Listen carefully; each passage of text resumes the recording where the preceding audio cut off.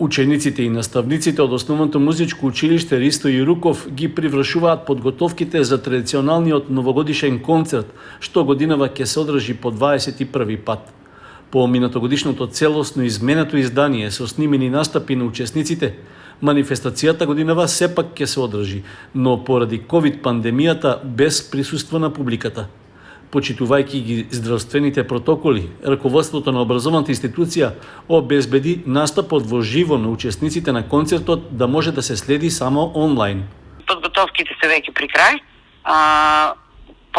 Се подготвуваме за настап, односно за новогодишен концерт, кој ќе се одвива на 28 декември во салата на Мултикултурниот центар и оваа година, за жал, без публика, но публиката ќе може од дома да го следи концертот во живо на нашата фејсбук страница ОМУ Ристо Јуруков. На концертот ќе земат учество наши ученици и наши наставници. Значи, тоа се некаде околу 25 точки, нешто новогодишно, нешто солистички. Се надевам дека публиката ќе остане будна за сето време додека трае концертот, дека ќе биде интересно, малку необична, но сепак интересна програма.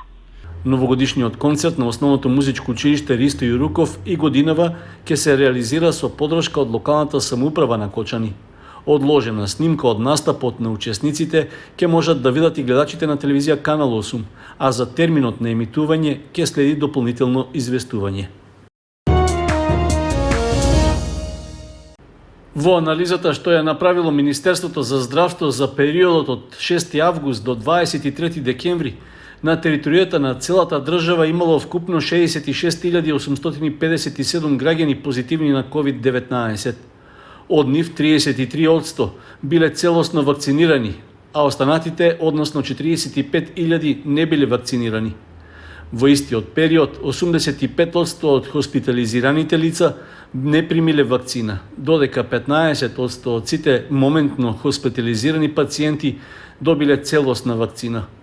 Анализата на Министерството покажува дека и смртноста кај невакцинираните е драстично поголема. Така, во изминатиот 4-месечен период, како последица од COVID-19 починале вкупно 2362 лица. Од нив 1850 не добиле вакцина, додека вакцинирани биле 21%. Според анализите, починатите имале повеќе комбинирани хронични заболувања. Пациентите, како што се додава во информацијата од Министерството, биле вакцинирани со сите типови вакцини што ги има на располагање во државата, како и пациенти кои се вакцинирале во странство со вакцини од производителите Модерна и Джонсон. Министерството за здравство повторно укажува на важноста за вакцинирање, при што се нагласува дека сите вакцини со кои располагаат здравствените институции се безбедни. Исто така се апелира до граѓаните да се вакцинираат за да се дојде до колективен имунитет и да се спречи ширењето на мутации на COVID-19.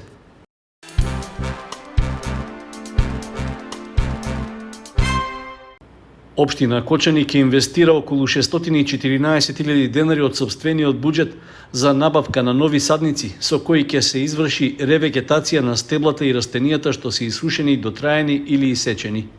Со тоа ќе се исполни обврската за компензирање на урбаното зеленило, што е изгубено или оштетено со реализација на различни проекти.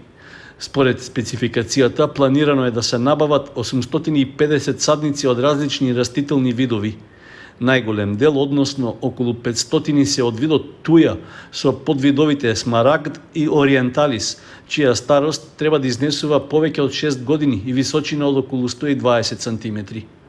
Исто така, ќе се набават близу 140 садници од видот каталпа и 80 насадници од декоративна украсна слива, со дебелина на стеблото до 12 см и височина до 2 метра. Дополнително, со набавката е предвидено да се обезбедат и околу 130 садници од видот кипарис, како зимзелено растение. Дел од садниците ќе бидат наменети и за уредување на просторот околу Центарот за култура Бели Мугли и паркот, чија реконструкција е во тек.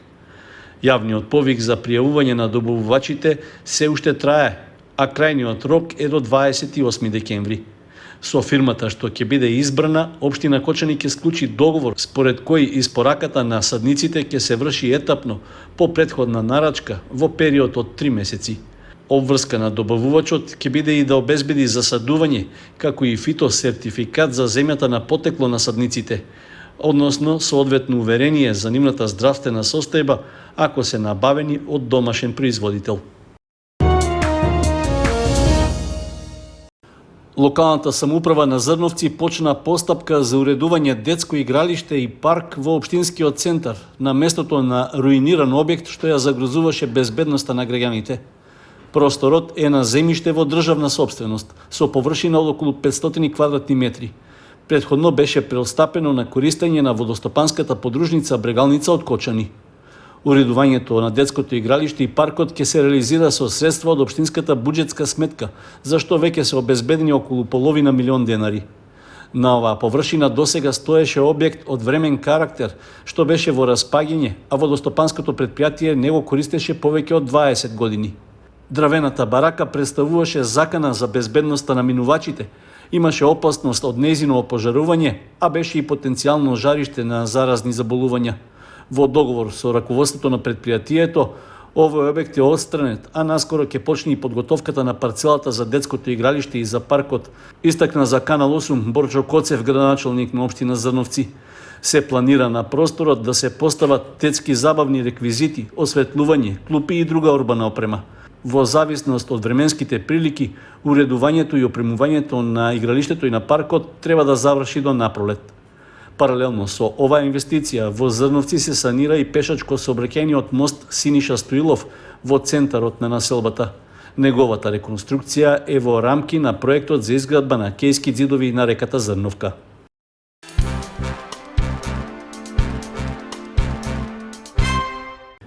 Повторена е постапката за набавка на нови зимски работни униформи за територијалната противпожарна единица од Кочани, што се неопходни за извршување на нејзините секојдневни работни обврски. По претходно објавениот јавен повик на кој не била добиена ниту една прифатлива понуда, со повторувањето на постапката се бара од добавувачите да ја обезбедат облеката и обувките за пожарникарите. За оваа набавка е планирано да се издвојат над 400.000 денари, што веќе се планирани во буџетот на општина Кочани.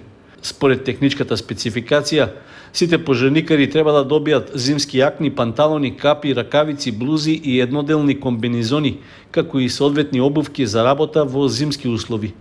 Исто така од фирмата добавувач се бара униформите да одговараат на законските одредби за топлинска и друга заштита определени од оваа област.